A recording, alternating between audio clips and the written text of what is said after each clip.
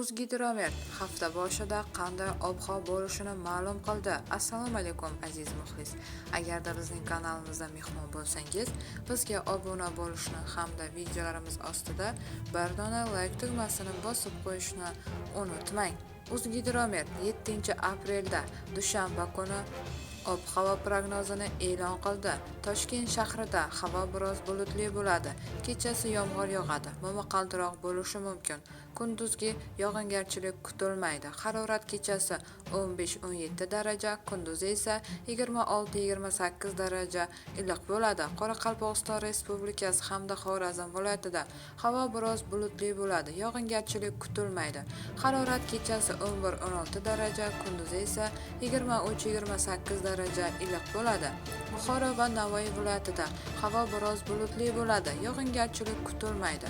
Harorat kechasi 11-16 daraja, kunduzi esa 25-30 daraja iliq bo'ladi.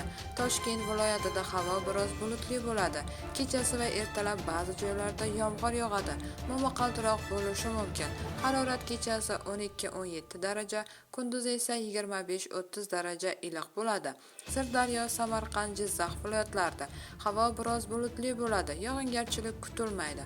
Harorat kechasi 12-17 daraja, kunduzi esa 25-30 daraja iliq bo'ladi. Qashqadaryo, Surxondaryo viloyatlarida havo biroz bulutli bo'ladi. Yog'ingarchilik kutilmaydi. Harorat kechasi 15-20 daraja, kunduzi esa 28-33 daraja iliq bo'ladi. Andijon, Namangan, Farg'ona viloyatlarida havo biroz bulutli bo'ladi. Kechasi va ertalab ba'zi joylarda yomg'ir yog'adi. Momaqaldiroq bo'lishi mumkin. Harorat kechasi 10-15 daraja, kunduzi esa 23-28 daraja iliq bo'ladi. Respublikaning tog' oldi va tog'li hududlarida havo biroz bulutli bo'ladi. Vaqti bilan yomg'ir yog'adi.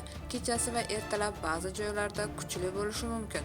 Momaqaldiroq kuzatilishi mumkin. Harorat kechasi 4-9 daraja, kunduzi esa 15-20 daraja iliq bo'ladi. Respublikaning tog' oldi va tog'li hududlarida 6-7 aprel kunlari sel suv toshqini yuzaga kelishi mumkin.